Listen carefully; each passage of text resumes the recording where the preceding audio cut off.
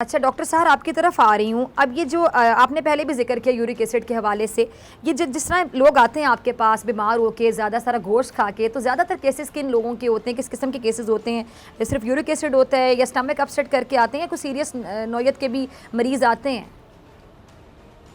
अच्छा देखिए, मेरे पास एज ए न्यूट्रिशनिस्ट लोग तब आते हैं जब उनकी बायोकेमिकल लैब रिजल्ट्स अच्छे खासे खराब हो चुके होते हैं, और जब उनको पहले मेडिकल स्पेशलिस्ट ने, उनके गैस्ट्रोएंट्रोलॉजिस्ट ने, उन्होंने कह दिया होता है कि अब आप डाइट से भी अपने आप को जो है, क्योंकि हमारे यहाँ पे ना हिसाब थोड़ा उल्टा है। नॉर्मली आपके पास किसी भी चीज के ट्रीटमेंट में क्या होना चाहिए कि पहले आप प्रिकॉशन और प्रोफाइलेक्सिस की तरफ जाएं, उसके बाद आप मेडिकल ट्रीटमेंट। प्रोफाइलेक्सिस यानी पहले आप उस बहुत प्यारी वो बात। मेजर्स दें कि हाँ। आपको बीमारी बिल्कुल हो ही ना, ठीक है, और या पहले आप नेचुरल रेमेडीज यानी आप न्यूट्रिशन इस्तेमाल करें। एक बड़ी खूबसूरत बात है, एक बड़ा खूबसूरत कोट है कि the doctor of the future will treat the patient not by medicine but by nutrition, but by diet.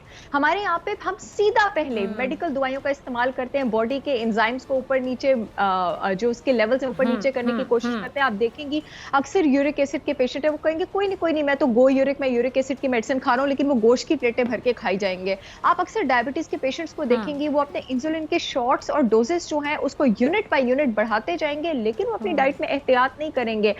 ये नहीं पता इन लोगों को। अल्लाह का शुक्र है, शिफा देने वाली अल्लाह की जात है, मेरे पास ऐसे पेशेंट हैं जिनके इंसुलिन के शॉट्स बेशक महीने के बेशक अंदर अंदर आधे से बेशक। भी ज्यादा कम हुए हैं, सिर्फ डाइट को कंट्रोल करके।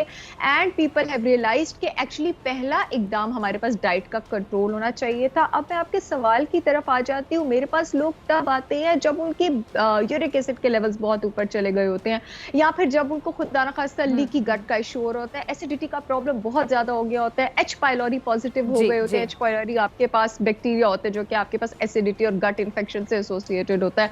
जो आपके उनके ब्लड शुगर लेवल्स हैं, HbA1c, वो बहुत ज्यादा आ रहे होते हैं। तो उसके रिवर्सल में, क्योंकि ये जो सारी चीजें हैं ये हार्मोन से और ब्लड के खून के बायोकेमिकल मार्कर से एसोसिएटेड है, उसमें 3 से 6 महीने लगते हैं। फिर मैं अक्सर अपने पेशेंट्स को कहती हूँ कि जिस तरह बेड़ा गर्क करने में टाइम लगता है, उसी तरह बेड़ा सुधारने में भी टाइम लगता है। तो फिर अब टाइम लगता है कि with the passage of time, and it's बिल्कुल नॉट सही। Just about diet.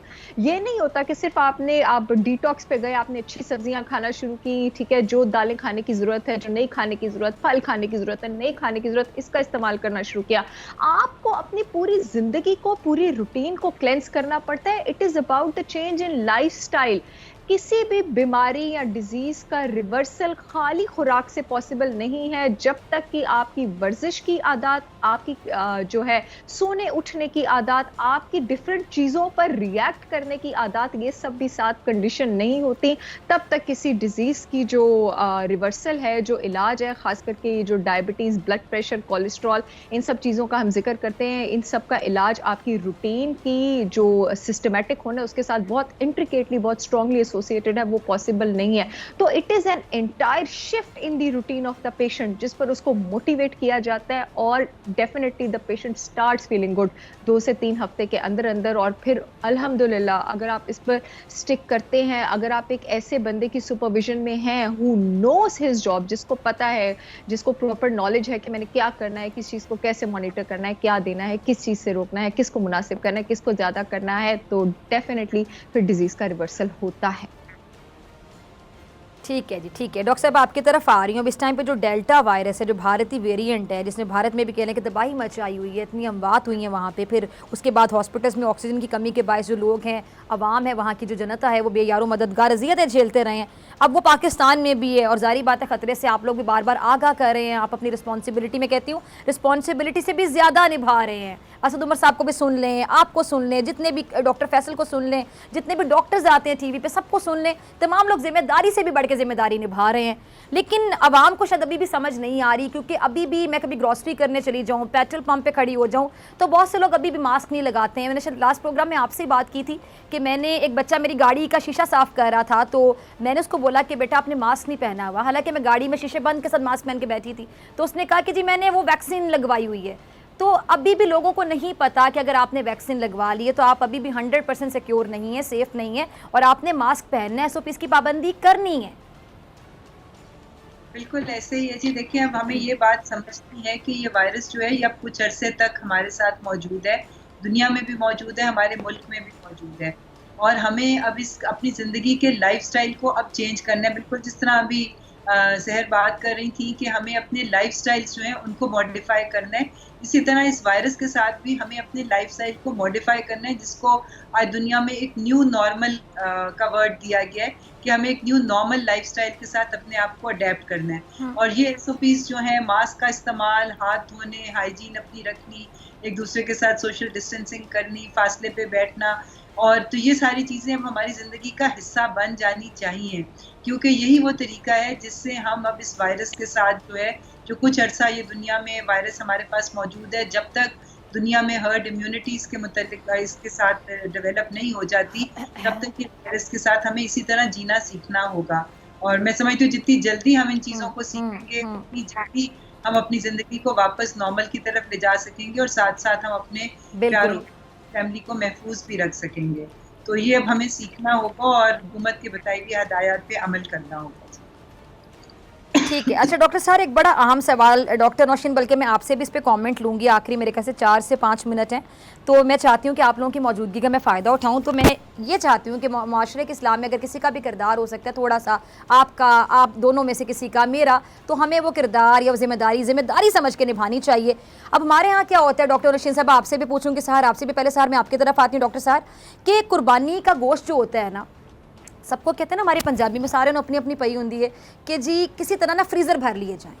लोगों के घर 2-2 फ्रीज़र्स होते हैं, या कुछ लोगों को मैं जानती हूँ कि वो, मैं सर पकड़ के बैठ गई, जिन्होंने एक फ्रीज़र सिर्फ इस मकसद के लिए रखा होता है कि वहाँ पे गोश्त फ्रीज़ कर लें ताकि महीना चलता रहे। अब मुझे बताएं कि वो कुर्बानी का मकसद तो ख़त्म हो गया ना, कि आपने फ्रीज़र में अपने लिए कर लिया, ठीक है आपका हिस्सा है उतना रखें जितना आपका है, आपको तो अल्लाह के बंदो सारा साल नसीब होता है, उनको पहुँचाएं जो हकदार हैं। दूसरा डॉक्टर सहर, इसमें एक और पहलू है, अगर आप इस पहलू पे भी गौर करें कि जो फ्रीज़र में आपने फ्रीज़ किया हुआ गोश्त, महीना, 35 दिन, 40 दिन, कोई तो माशाल्लाह 2-2 महीने चला लेते हैं उस गोश्त को, तो वो जो उसमें बैक्टीरिया पैदा हो सकता है वो कितना खतरनाक हो सकता है, माइक्रो ऑर्गेनिज्म की उसमें ग्रोथ हो सकती है, तो ये अपने आप को नुकसान पहुंचाने वाली बात है, गुनाह भी और नुकसान भी। जी डॉक्टर साहब, इसके बाद मैं आपकी तरफ भी आऊंगी। जी डॉक्टर साहब, गुड क्वेश्चन। पहले मैं इसका साइंटिफिक आंसर दूंगी, उसके बाद मॉरल आंसर दूंगी। वैसे जो आपके पास गोश्त की शेल्फ लाइफ होती है वो 3 से 6 महीने होती है, अगर वो एयर टाइट कंटेनर्स में फ्रोजन है, टाइटली पैक्ड, तो ऐसा तो कोई भी हमारे पास पैक्ड नहीं होता। मोर ओवर, जब आप गोश्त को बहुत देर फ्रीजर में रखते हैं तो एक प्रोसेस आपके पास हो जाता है जिसको आप कहते हैं फ्रीजर बर्न।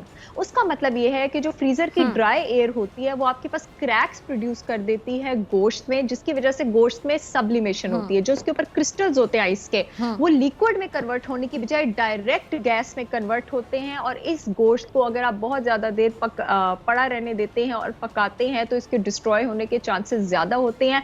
फिर हमारे पास यहाँ पे एक और बात भी आ जाती है, जो बार बार हम फ्रॉस्टिंग और डीफ्रॉस्टिंग गोश्त की करते हैं, एक बार के बाद जब आप दूसरी बार डीफ्रॉस्टिंग गोश्त की करते हैं उसके ऊपर क्रैक्स आ गए होते हैं, उसमें माइक्रो ऑर्गेनिजम्स एब्जॉर्ब होते हैं। शुरू में तो हो सकता है कि इस प्रोलॉन्ग्ड गोश्त को फ्रीज करने की वजह से, इस फ्रीजर बर्न की वजह से आपको उसका सिर्फ थोड़ा सा टेस्ट खराब हो, लेकिन बाद में उसका जायका भी खराब होता है और उससे भी ज्यादा आपकी इखलाकियात खराब होती हैं। जैसे आपने बात की है फिजा, मैं भी इस तरह लोगों को जानती हूँ कि जो दिखावे के लिए तो इतने इतने बैल, इतनी इतनी ऊंट कुर्बान कर देते हैं, लेकिन अनफॉर्चुनेटली उसके बाद वो उन्हीं के फ्रीजर्स में जाता है और उन्हीं के असर रसूख रखने वाले रिश्तेदारों के और लवाहकीन के घरों में जाता है। मैं ये बात बहुत ब्लंटली कहना चाहूंगी कि यकीन करें, ऐसी कुर्बानी की किसी को जरूरत नहीं है। इसको कुर्बानी कहते ही नहीं है। कुर्बानी नाम किसका है? सेक्रीफाइस का। आप में इतना ज़र्फ ही नहीं था कि आप अपना हिस्सा बांट सके, आपको एहसास ही नहीं आया जिस मकसद के लिए कुर्बानी बनाई गई थी, तो अपने फ्रीजर बनने के लिए, अपने स्टेटस सिंबल के लिए, लोगों को बताने के लिए कि मैंने इतने बकरे और इतने गाय किए थे,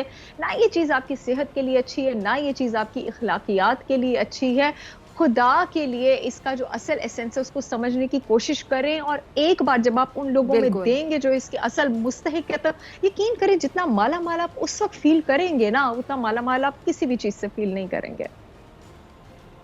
बिल्कुल। अच्छा डॉक्टर नौशीन साहिबा, सवाल आपने सुना था, आपसे भी यही सवाल कि क्या हमारे अंदर एहसास मर चुका है, और इस एहसास को अगर मैं कहूँ कि कोरोना के लिए भी कि SOPs फॉलो करना, एक दूसरे का ख्याल रखना, वो उस मामले में भी यानी बात ये कि टू कट शॉर्ट एहसास ही मर चुका है? नहीं, ऐसी बात नहीं है। मैं नहीं समझती कि हम सबको एक ही नज़र से देखें। बीच में बहुत अच्छे लोग भी हैं, बीच में ऐसे लोग भी हैं जो शायद नहीं, बिल्कुल आप सही कह रही हैं, बिल्कुल आई टोटली एग्री कि सब ऐसे नहीं हैं, लेकिन बहुत से लोग हमारे माशरे में अब भी ऐसे हैं। जी, बिल्कुल देखिए अल्लाह ताला ने बड़ी क्लियर हमें डिस्ट्रीब्यूशन बता दी हुई है, 1/3 1/3 और 1/3।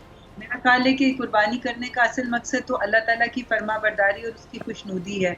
तो अगर हम डिस्ट्रीब्यूशन भी उसी के बताए गए अहकामात के मुताबिक करें, तो तभी इस कुर्बानी का फ़ायदा भी है, क्योंकि बहुत से लोग ऐसे हैं जिनका मैं समझती हूँ कि उनको ये साल में 1 दिन ये मौका मिलता है जब वो भी पेट भर के गोश्त खा सकते हैं।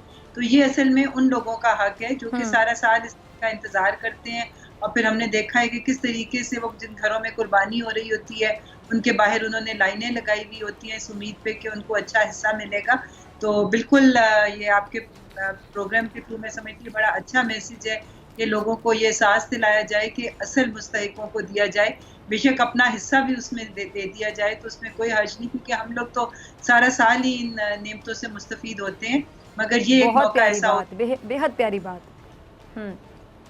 बहुत प्यारी बात डॉक्टर साहब है कि अगर अपना हिस्सा भी हम दे दें तो क्या ही बात है। चले मैं कहती हूँ जो उनका हिस्सा है वही दे दें तो अभी क्या ही बात है। डॉक्टर साहब आपका लास्ट कमेंट, मुझे क्लोजिंग की तरफ जाना है।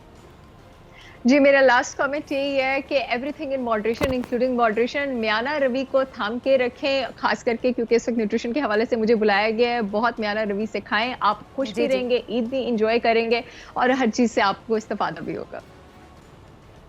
ठीक है जी, दोनों मेहमानों का बहुत शुक्रिया। सब्सक्राइब करें और बेल दबाएं ताकि कोई खबर रह न जाए।